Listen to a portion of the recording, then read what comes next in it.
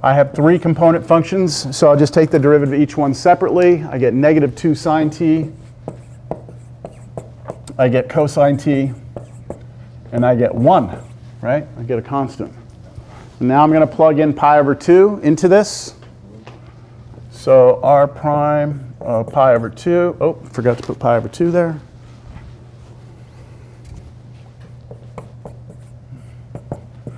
All right, we've already been through this several times, right? Sine of pi over 2 is 1, so negative 2, cosine of pi over 2 is 0, and then 1 is a constant. So that is that's my tangent vector to the curve at that point, which is also the direction vector of the line I'm looking for.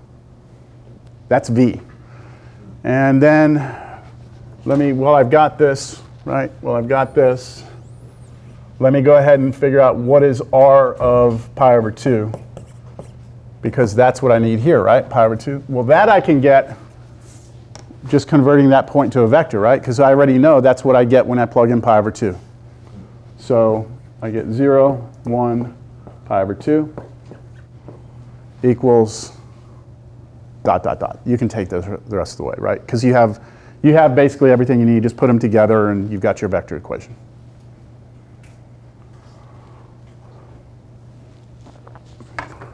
So very subtly here, we've done basically everything we did in Cal 1 where, I give you a function.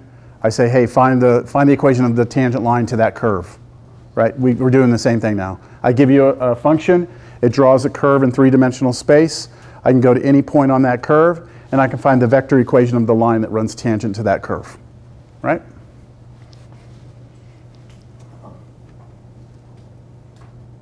So I'm not finishing that. I'm leaving that to you. The next concept here is the second derivative, right? So this is where things get a little bit weird, okay? Because things don't behave exactly the way they behave in Cal 1, right? In Cal 1, the first derivative gave you the slope of the tangent line, right? And actually you used it to tell whether or not a function was increasing or decreasing, right? If the derivative is positive, we know it's going up. Derivative is negative, it's going down. Second derivative told you about concavity, right? Concave up, concave down. Here, second derivative is a little bit different. So all we're going to say in this section at this point in time in the class is that the second derivative is just the derivative of the first derivative, all right? That's all we're going to say. So since the derivative was a vector function, you could take that derivative a second time and then you would have the second derivative, right? That's it. That's all we're going to say. And we'll revisit it later. Y'all want to let's do the example. What was the problem we just did? We took the derivative just a second ago, and we got negative 2 sine t, and then it was cosine t 1. That was our derivative, right? So if we wanted the second derivative of this, we just take derivative again a second time. We're not going to talk right now about the meaning of this, but it would be a vector function, right? It would be another vector function. I take derivative of each component. That's my second derivative. Wouldn't the second one be negative? What? Yeah, I don't know. I left it off. Thank you. I did that one right there. And hey, you could do a third derivative, right? You keep going. But again, pause on this as far as meaning. Next definition, a vector function. A vector function r of t on some interval I. So this is I, not 1. So remember, when you have a vector function, t is the independent variable, right? T is the thing that keeps changing. So if we restrict t on some interval, whatever it is, we will say that a vector function on some interval is called smooth, all right? If the derivative, first of all, the derivative is continuous on that interval, and the derivative is not 0, except at possibly the endpoints. Okay, we never had a concept like this in Cal 1, right? In fact, in Cal 1, when the derivative was 0, that's where we found like max and mins, right? You would try and figure out like highest and lowest points. You would try and find critical numbers, right? So here we have a totally new concept where we're talking about smoothness, and to be smooth, you can't have the derivative be the zero vector. It can't be. If it's not, if you have the derivative, if the derivative of the vector function is the zero vector anywhere, then it's not smooth there. I think the best way to see this is to do an example, and then we'll look at the graph and we'll see why this, what's going on here. So let's talk about the smoothness of this vector function. Cosine squared t, t to the fourth. So first thing I'm going to do is I'm going to take the derivative of this. And when I take the derivative of cosine squared t, I have to use the chain rule, right? So 2 comes out, cosine t times now the derivative of cosine, which is negative sine, so I'll put a negative out here, comma, and then now the derivative of the other one, 4t cubed. That is my derivative, right? And now I'm going to ask myself, is r of t continuous? That's the first question. Is it continuous? Well, is there any t you could plug in that would cause a problem? Division by 0, roots of negative numbers. Nothing like that happens ever, right? So this is a valid function for all values of t. So it's continuous. So is this continuous? Yes. It's defined for all t in the real numbers. No matter what number I ever plug into that, I'm defined. The derivative is defined, therefore it is continuous. All right, the next thing I need is to figure out if the derivative is ever 0. So is r prime of t, so I said 0. Is it ever equal to the 0 vector? I think I said that more than one time. 0 vector, not 0. So is the derivative ever 0? So what we're doing here is we're looking at this and we're trying to see if we can come up with a value of t that would make that 0, 0, right? The 0, 0 vector.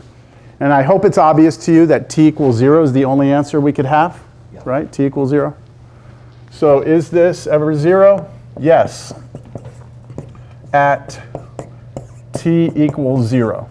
That is the only place it happens, because even though there are infinitely many values of t that can make cosine and sine 0, there's only one value of t that can make that component 0. And so that value has to be 0, right? And then sine of 0 is 0, so it kills off the first piece. Y'all see that if you plug in 0, you get 0, 0 for the derivative? Let's look at this curve. So this is the curve. And I'm going to take all this off of here.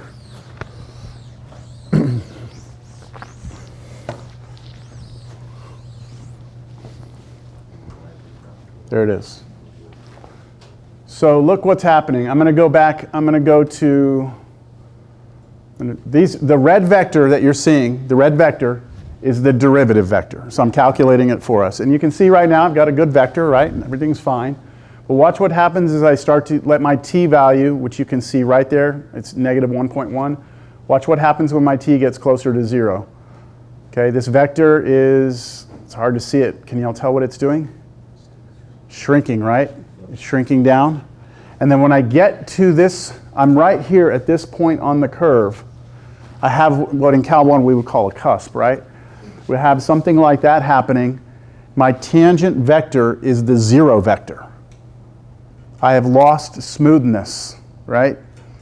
I'm not smooth at that point. And you can see it, right? You can see that little cusp. And then as soon as I move off that point and go to a different point, now I start having vectors again. See? So in this class, the derivative of a vector function being the 0 vector means that we're going to probably have something like a cusp or some sort of weird corner or something happening. All right. No, sir. Yeah, you gotta find a way. The sounds, it's distracting. We'll talk after class, but it's okay. So now differentiation rules. This is just a bunch of stuff in here that we can translate from Cal 1 into this class, and these all require like rigorous proofs that we're not doing. We're just going to take these rules just like we did in Cal 1. We had like product rule, quotient rule, chain rule, all that stuff. We're just going to see what they are, and then we're going to keep moving. So right now it says that if we take a derivative of two vector functions added, and you can add a subtraction in here if you like. Same thing. If you want to take a derivative of two vector functions that are added or subtracted, you just do them individually. Isn't that nice? I mean, that's what we would hope for. That's what we would expect. That happened in Cal 1. If you had two functions added or subtracted, take the derivative, you just do them individually. Same thing happens here. If you have a constant in front of a vector function, you can pull the constant out, bring it for the ride, and then take the derivative of the vector function. That's also something from Cal 1, right? The third one. You remember we talked about there being kind of like three different operations of multiplication between vectors, even though some people were questioning that a little bit. We had scalar multiplication, dot product, cross product. And since we have these three ideas of multiplication, how do you do derivatives for each of those three different multiplications? So this first one is scalar multiplication. This right here is not a vector function, it's a scalar function. If you take a scalar function and you multiply times a vector function, and you want to take their derivative, you're going to do the product rule. Doesn't that look like the product rule to you? I take the derivative of the scalar function times the vector function plus the derivative of the vector function times the scalar. So it's exactly the product rule. And there's good news. It keeps staying good. If you want to do the derivative of a dot product, you do the derivative of the first one dotted with the second plus the derivative of the second one dotted with the first. That's exactly the product rule, but using dots instead of multiplication, right? And then the fifth one is that if you have a cross product and you want to take the derivative, you do the derivative of the first one crossed with the other one, plus the derivative of the second one crossed with the first one. So those are all the exact product rules that you would expect. Nothing new. And the sixth and final property is composition, so chain rule. If you take a vector function and inside of it you put a scalar function, then to take the derivative, you first take the derivative of the outer function, which is the vector function, and then you take a derivative, you multiply that, and this is standard scalar multiplication, times the derivative of that inner function. We'll see this. Let's do, some sort of, well, you know what, these examples for these are going to come as we go. All right, we're going to start doing things and see it happen. Yes? So for the sixth equation, Yes. is it, I'm trying to figure out the way to say this, like f of u t, is that what? Let me show you an example of what this would look like, okay? So let's say we have r of t, let's just go with something simple, sine t, cosine t, t. Let's say that's our original function, right? And what I decide to do is instead of plugging in t, I decide to plug in, well, can I use r, or do you want me to use u? U? You want me to use u? R? R? Okay. So r is here. So just look at this formula. What I'm doing is I'm replacing that u with r, like that. And here we're plugging in some function of t, right? There I'm just plugging in t. So let's now, instead of plugging in t, plug in some function. So r of, how about we do square root of t? Then this would be sine of root t, cosine of root t, root t. See the difference between those two? This is just r of t. This is r with some function of t inside. That's this. So if I want to take derivative of this, what I'm going to do is first take the derivative of the vector function, right? Evaluate it at f of t. And then I'm going to multiply by the product of f of t, which would be the derivative of that, which would be 1 over 2 square root 2, t. Does that make sense, or is that answering your question? I think I'm more talking about like if, Never mind. Okay. Get back with me. Yeah. Okay. All right. This is this example is just kind of thinking now about what we've talked about and seeing if we can convince ourselves of this. Do you all recognize this? What is it? Lewis? What? Circle, right? Radius 1. Now, this circle right here, I don't have any restrictions on t, do I? Right? There's no restrictions on t. So this would draw me a circle, circle, circle, circle, circle. Just keep drawing a circle over and over and over, right? All right, what I want us to do is show that if this is our vector function, which draws this circle, prove to me that the tangent vector to the curve is always orthogonal to the vector function itself. So prove to me that the black vector and red vector are orthogonal. Now you can see it geometrically, can't you? And if I actually press play and have it draw the tangent vector, you can see that red vector always stays orthogonal to the black one for this particular curve, right? In general, this is not the case. But for this curve, it is. Prove it. That's the question, is to prove this. So, ready? I'm going to show you how we are going to prove this.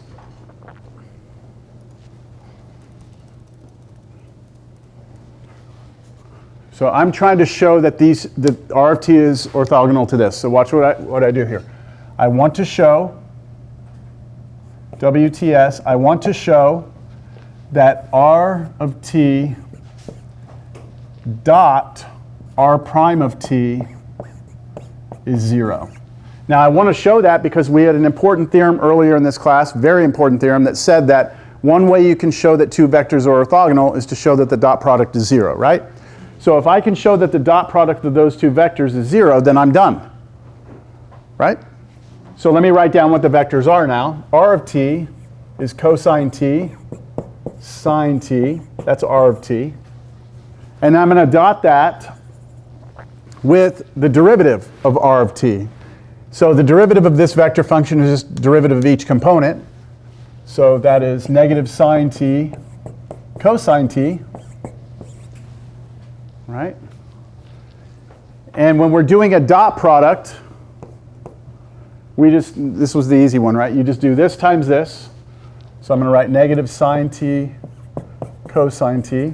And this is not a vector, right? Dot products give us numbers or scalars. So I do this times this, and then I say plus, and now I do this one times that one. So sine t cosine t. And they are exactly the same, just opposite in signs.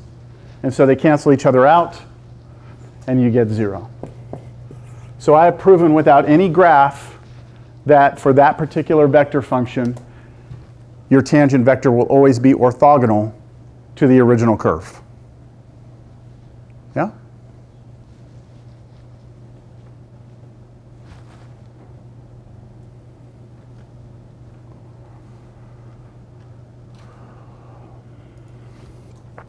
All right, now this one is different.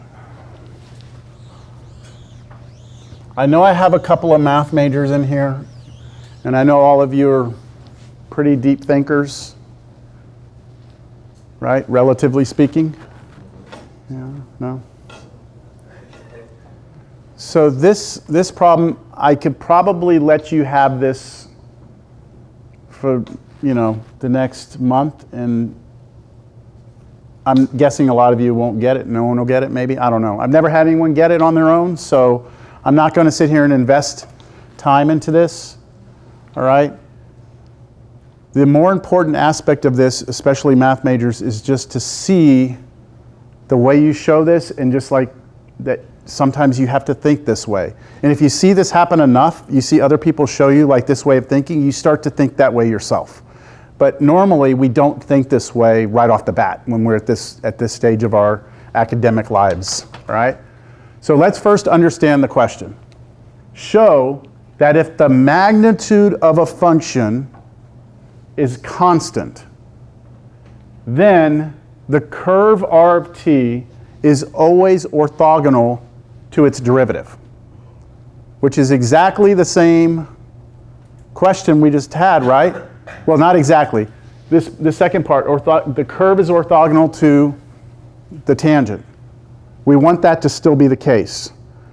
But we don't have the sine cosine thing anymore, do we? We only have one thing that they've given us, that the magnitude of the curve is constant. So I like to think about it this way. And also, we're not in two-dimensional space here. We could be in three-dimensional space, right? So here's the way I think about it. If I had, my hand at the origin at 0, 0, 0, and I had a string attached to my hand, right? And I had some like bird or something, something attached that's alive that can fly around. It's going to fly around. If it keeps that string taut, right, then it can fly in a path all around me, right? See the bird going everywhere around me, right? As long as the string is taut, do you agree that the magnitude of that vector that goes from my hand to the bird, do you agree that that magnitude is constant? Now the path could be anywhere, yes? So you got this weird path everywhere and birds going up and down. What I'm trying to show is that if you take the vector from my hand to the bird, and then you take the tangent vector, that those two are always orthogonal. That's what I'm trying to show. Understand the question? Yes? Okay. You ready to see it? Yeah. Yeah, comment? No? Okay, okay. You look like you're like, I want to. Okay. So I want to show, same thing I wanted to show before, that when I dot RT with its derivative, sorry, I get 0, right? If I can show that, do you agree I've shown what I need to show? Yeah?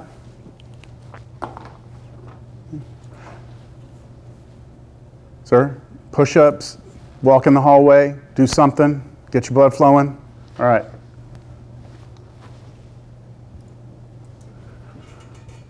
So I need to show this.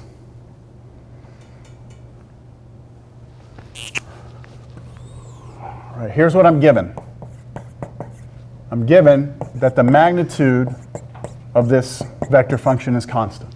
That's all I'm given. So now I'm going to do something, like I said, not very natural, but I don't think it's too far off the. You look like you want to say something. No? Okay. I'm gonna write this. Remember this. Recall over here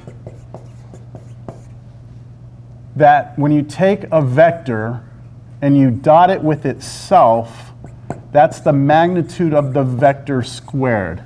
I know you remember that property because you brought it up once, right? That's a property from dot products, that if you dot any vector with itself, it's the same as taking the magnitude of the vector and squaring it. I'm going to use that, okay? I'm about to use that because what I can say then, well, what can I say? I can say this, that if I take, how can I use that? I want everyone to think, don't answer. I want everyone to kind of think about how I might be able to use that there.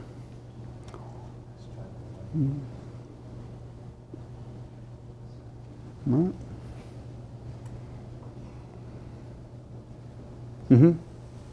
want to?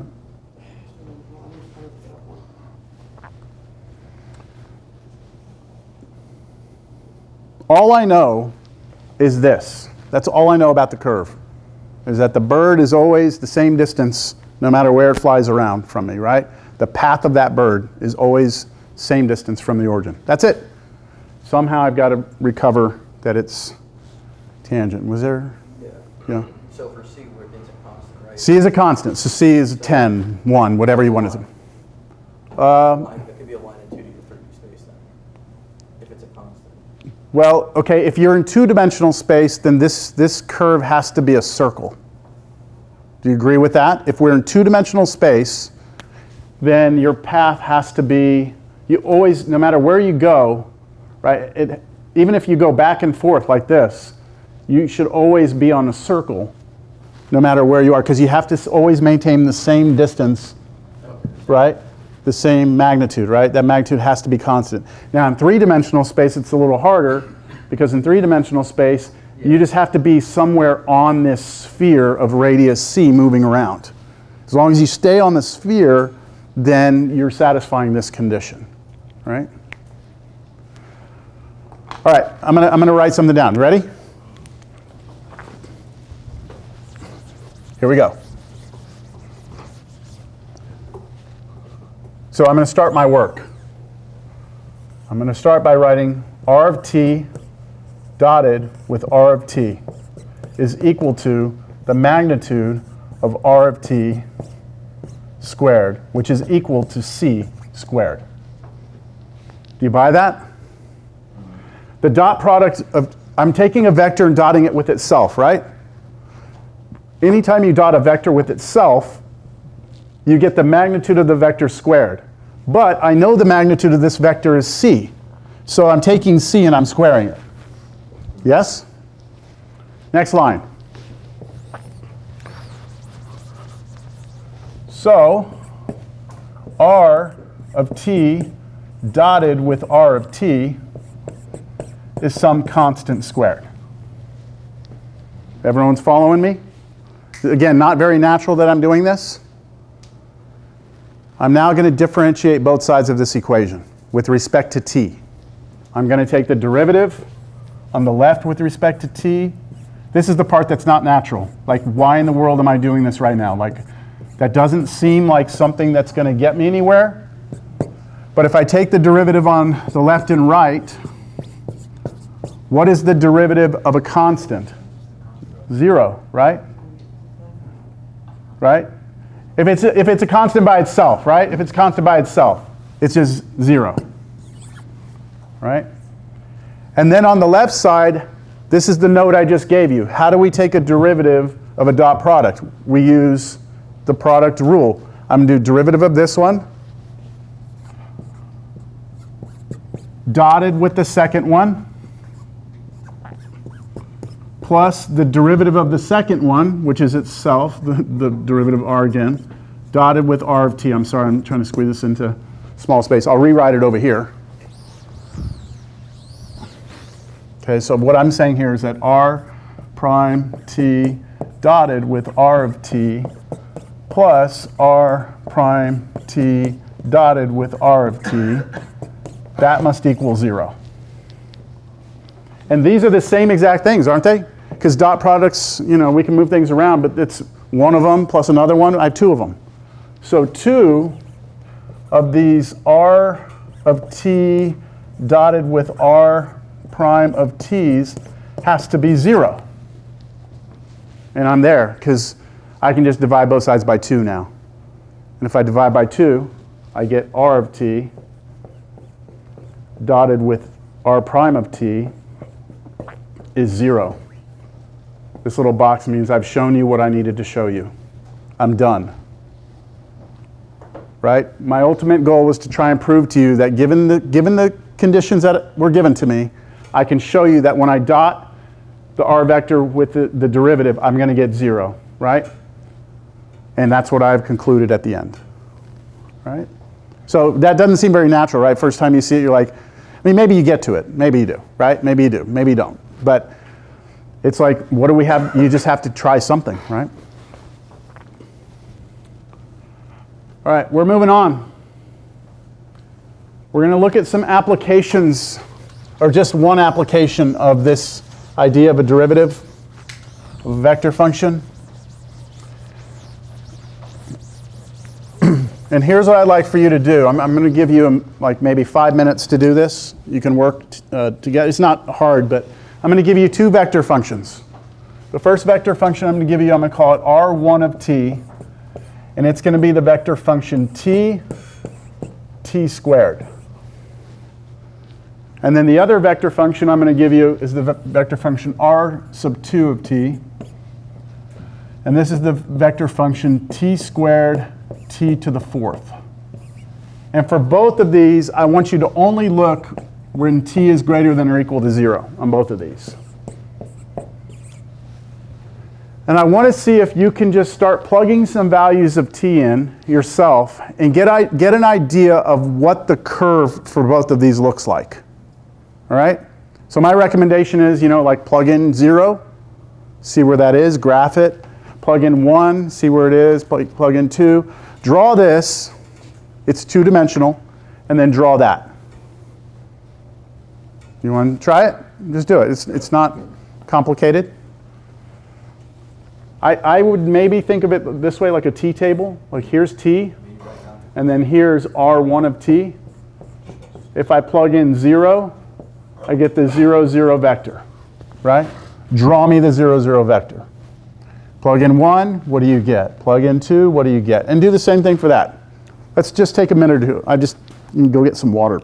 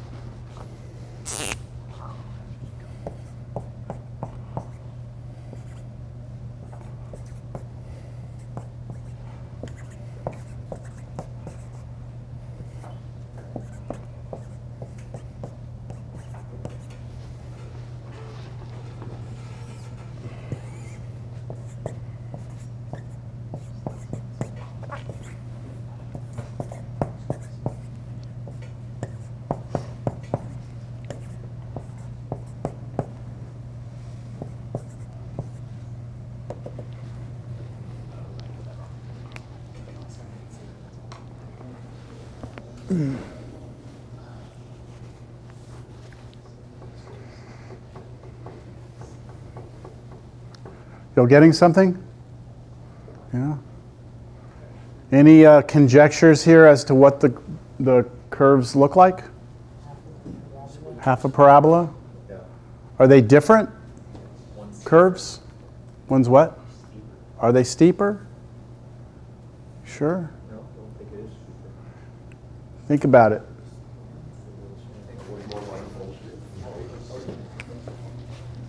Let me do this. I'm going to graph in 2 different colors. Let's let this one over here be the blue. This one over here be the red. Well, not that red. There we go. All right, so this one has the vector 0, 0, which is this vector right here. It has the vector 1, 1, which means to the right 1, up 1.